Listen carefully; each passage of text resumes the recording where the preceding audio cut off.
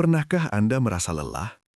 Bukan sekedar lelah fisik setelah bekerja seharian, tapi lelah batin. Lelah mengejar sesuatu yang rasanya tidak pernah cukup.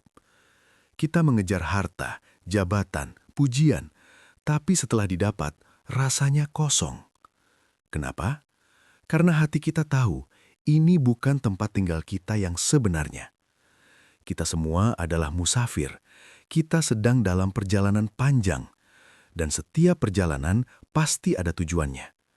Pertanyaannya, kemana tujuan akhir kita? Apakah sebuah lubang gelap di dalam tanah, atau sebuah istana megah yang mengalir sungai-sungai di bawahnya? Sahabat, ada satu tempat di mana tidak ada lagi air mata, tidak ada lagi perpisahan, tidak ada lagi rasa sakit, tua, atau kematian. Tempat itu adalah rumah kita yang sesungguhnya, surga. Tapi, tiket untuk masuk ke sana tidak bisa dibeli dengan rupiah atau dolar. Tiketnya dibeli dengan amal. Hari ini, saya akan mengajak Anda duduk sejenak, melupakan hiruk-pikuk dunia, untuk merenungkan 10 kunci istimewa yang bisa membuka gerbang kebahagiaan abadi itu. Siapkan hati Anda, mari kita mulai perjalanan pulang ini. Assalamualaikum warahmatullahi wabarakatuh. Alhamdulillahi rabbil alamin. Wassalatu wassalamu ala ashrafil anbiya'i wal mursalin. Sayyidina Muhammadin wa ala alihi wa sahbihi ajma'in. Amma ba'du. Segala puji bagi Allah, Tuhan semesta alam, yang telah menciptakan surga sebagai tempat istirahat bagi hamba-hambanya yang beriman. Solawat serta salam semoga senantiasa tercurah kepada junjungan kita, Nabi Muhammad SAW, manusia yang paling merindukan umatnya masuk ke dalam surga bersamanya. Sahabatku yang dimuliakan Allah, terima kasih telah meluangkan waktu berharga Anda untuk menyimak tayangan ini. Di tengah kesibukan dunia yang melenakan, Anda memilih untuk berhenti sejenak dan mengingat akhirat. Itu adalah tanda bahwa Allah menginginkan kebaikan untuk Anda. Dalam 30 menit ke depan, kita akan membedah 10 amalan penghuni surga. Ini bukan sekedar teori, tapi panduan praktis yang bersumber dari Al-Quran dan hadis sahih. Namun, sebelum kita masuk ke poin pertama, saya ingin mengajak Anda semua untuk meluruskan niat.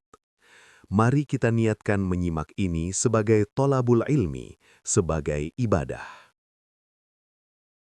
Dan bagi Anda yang baru pertama kali bergabung di channel ini, mari jalin ukhuwah. Silakan tekan tombol subscribe dan nyalakan lonceng notifikasi, agar kita bisa terus belajar bersama. Jika Anda merasa video ini bermanfaat, jangan ragu untuk menekan tombol like sebagai sedekah digital Anda, agar video ini menyebar luas. Sudah siap? Mari kita buka lembaran kuncinya satu persatu. Kunci pertama, dan ini adalah master key. Tanpa ini, 9 amalan lainnya tidak akan bisa membuka pintu surga. Apa itu? Tauhid, menjaga iman dan tidak menyekutukan Allah. Rasulullah SAW bersabda dalam sebuah hadis yang diriwayatkan oleh Imam Muslim, "Barang siapa yang bertemu Allah, meninggal dunia, tanpa menyekutukannya dengan sesuatu apapun, dia pasti masuk surga." Sederhana terdengarnya, tapi berat timbangannya. Tauhid bukan hanya mengucapkan la ilaha illallah di lisan, tapi meyakini bahwa Allah lah satu-satunya tempat bergantung. Saat kita sakit, hati kita ingat Allah sebelum ingat obat. Saat kita butuh rizki, kita ingat Allah sebelum ingat bos atau gaji. Meninggal dalam keadaan bertauhid adalah garansi surga, meskipun, na'udzubillah, seseorang mungkin harus dicuci dulu dosa-dosanya. Tapi tiket itu sudah di tangan.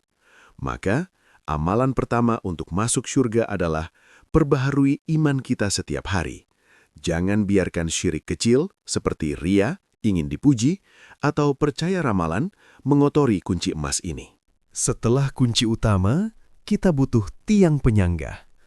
Amalan kedua adalah sholat fardu, khususnya yang dijaga tepat waktu.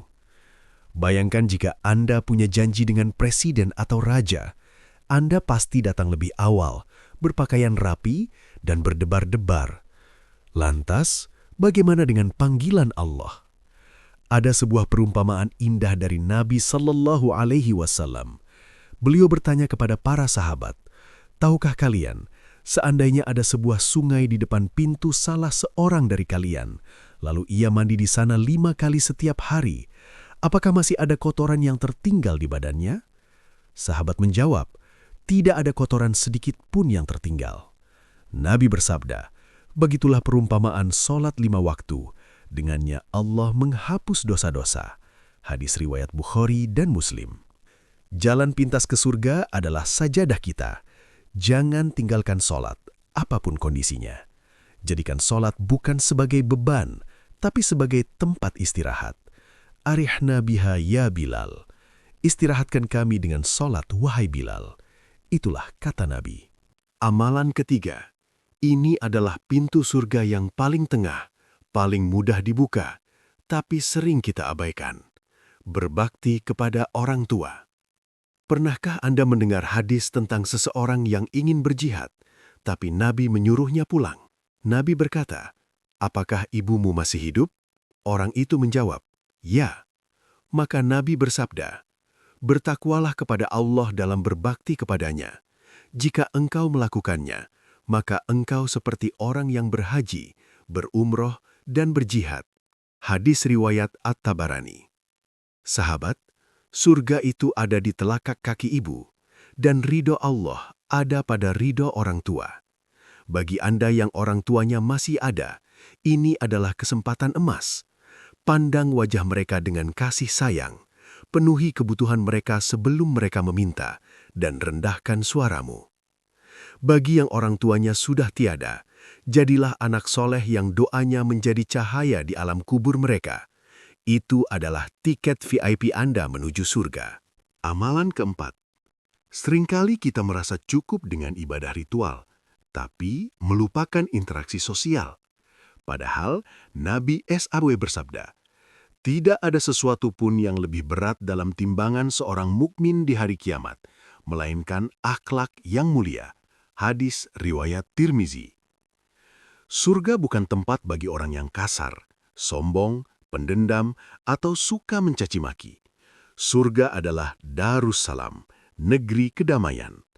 Maka penduduknya pun harus membawa damai.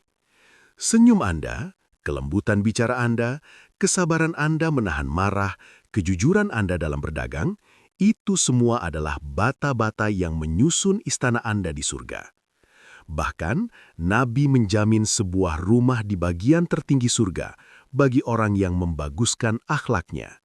Kunci kelima, sedekah. Api neraka itu panas, saudaraku, dan air yang bisa memadamkannya adalah sedekah. Sedekah itu memadamkan dosa sebagaimana air memadamkan api. Hadis riwayat Tirmidzi. Jangan berpikir sedekah menunggu kaya. Sedekah bukan tentang jumlah, tapi tentang keikhlasan dan pengorbanan. Sepotong roti yang Anda berikan pada kucing jalanan, uang receh yang Anda berikan pada pedagang tua agar dagangannya cepat habis, atau transferan diam-diam untuk teman yang sedang kesulitan. Orang yang dermawan itu dekat dengan Allah, dekat dengan manusia, dan dekat dengan surga. Sebaliknya, orang yang pelit itu jauh dari Allah dan dekat dengan neraka. Jadikan memberi sebagai gaya hidup, maka Allah akan memberi Anda surga sebagai balasan. Kita masuk ke amalan keenam. Apa yang sedang kita lakukan saat ini, mendengarkan kajian, mencari tahu tentang agama, adalah salah satu jalan tol menuju surga. Rasulullah SAW bersabda, "Barang siapa menempuh satu jalan untuk menuntut ilmu, maka Allah akan mudahkan baginya jalan menuju surga." Hadis riwayat Muslim. Mengapa ilmu begitu penting? Karena tanpa ilmu, kita tidak tahu cara beribadah yang benar. Tanpa ilmu, kita mudah tertipu oleh dunia. Orang yang berilmu takut kepada Allah dengan sebenar-benarnya takut. Jangan pernah berhenti belajar, baik itu ilmu agama maupun ilmu dunia yang membawa manfaat. Amalan ketujuh adalah puasa. baik wajib maupun sunnah. Surga memiliki 8 pintu. Salah satunya bernama Ar-Rayyan. Pintu ini spesial, eksklusif. Tidak ada yang boleh masuk melaluinya kecuali orang-orang yang berpuasa. Puasa melatih kita menahan nafsu. Saat kita lapar dan haus tapi tidak makan meski tak ada orang yang melihat, itu melatih kejujuran tingkat tinggi kepada Allah. Puasa Senin Kamis, Ayyamul Bith atau puasa Daud adalah investasi jangka panjang untuk mengetuk pintu Ar-Rayyan ini. Amalan ke-8, sahabat setia yang tidak akan meninggalkan kita di dalam gelapnya kubur. Membaca dan mencintai Al-Quran. Nabi SAW bersabda, "Bacalah Al-Quran, karena sesungguhnya ia akan datang pada hari kiamat sebagai pemberi syafaat bagi sahabatnya." Hadis riwayat Muslim. Bayangkan di hari kiamat, saat semua orang sibuk memikirkan nasibnya, Al-Quran datang membela kita. Ya Allah, aku menahannya dari tidur di malam hari, maka izinkan aku memberi syafaat untuknya. Jangan biarkan hari berlalu tanpa melihat mushaf. 1 ayat sehari jauh lebih baik daripada tidak sama sekali. Jadikan Al-Quran teman curhat, teman duduk, dan pedoman hidup. Amalan ke-9. Ini adalah amalan para VIP di sisi Allah. Salat tahajud atau Qiyamul Lail. Di saat manusia lain terlelap dalam mimpi, calon penghuni surga bangun. Mereka meninggalkan hangatnya selimut untuk bersujud, mengadu, dan menangis di hadapan Robnya. Allah berfirman memuji mereka dalam surah As-Sajdah. Lambung mereka jauh dari tempat tidurnya. Kehormatan seorang mukmin ada pada solat malamnya. Jika Anda ingin kedudukan khusus di surga, bangunlah di sepertiga malam terakhir. Di waktu itu, Allah turun ke langit dunia dan bertanya, "Siapa yang meminta kepadaku, akan kuberi. Siapa yang memohon ampun, akan kuampuni." Dan sampailah kita pada amalan ke-10, yang paling ringan dilakukan lisan tapi berat di timbangan, zikir dan istighfar. Suatu ketika, Nabi Ibrahim alaihissalam menitipkan pesan lewat Nabi Muhammad SAW saat Isra Mi'raj untuk kita. Beliau berkata, "Kabarkan pada umatmu bahwa surga itu tanahnya subur, airnya tawar, dan tanamannya adalah Subhanallah, walhamdulillah, wala ilaha illallah, wallahu akbar." Setiap kali Anda berzikir, 1 pohon tertanam untuk Anda di surga. Jangan biarkan lisan kita kering, basahi dengan istighfar, karena istighfar membuka kunci-kunci rezeki dan menghapus noda hitam di hati. Sahabatku, kita telah membahas 10 amalan, tauhid, solat, berbakti pada orang tua, akhlak mulia, sedekah, menuntut ilmu, puasa, Al-Quran, tahajud, dan zikir. Mungkin kita merasa berat, bagaimana saya bisa melakukan semuanya? Kabar baiknya adalah Allah itu Maha Pengasih.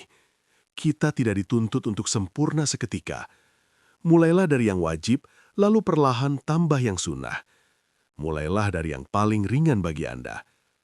Yang terpenting adalah istiqomah. Sedikit demi sedikit tapi terus-menerus, itu lebih dicintai Allah daripada banyak tapi hanya sekali lalu berhenti. Tanyalah pada diri kita sendiri hari ini, jika nyawaku dicabut malam ini, pintu surga mana yang kira-kira akan terbuka untukku? Sebelum kita akhiri, mari kita tundukkan hati sejenak untuk berdoa. Ya Allah, kami adalah hamba-Mu yang penuh dosa, namun kami sangat merindukan syurga-Mu. Haramkanlah wajah-wajah kami dari api neraka. Jadikanlah akhir kalam kami, La ilaha illallah. Kumpulkanlah kami kelak bersama orang tua kami, pasangan kami, dan anak-anak kami di dalam Jannatul Firdaus bersama Rasulullah Sallallahu Alaihi Wasallam. Amin ya Rabbal Alamin. Sahabat, terima kasih telah menemani perjalanan narasi ini sampai akhir. Jika hati Anda tersentuh, silakan subscribe agar kita bisa terus saling mengingatkan. Tekan tombol like jika Anda ingin video seperti ini terus diproduksi. Saya ingin mendengar suara Anda. Tulis di kolom komentar. Amalan mana yang ingin Anda perbaiki mulai hari ini?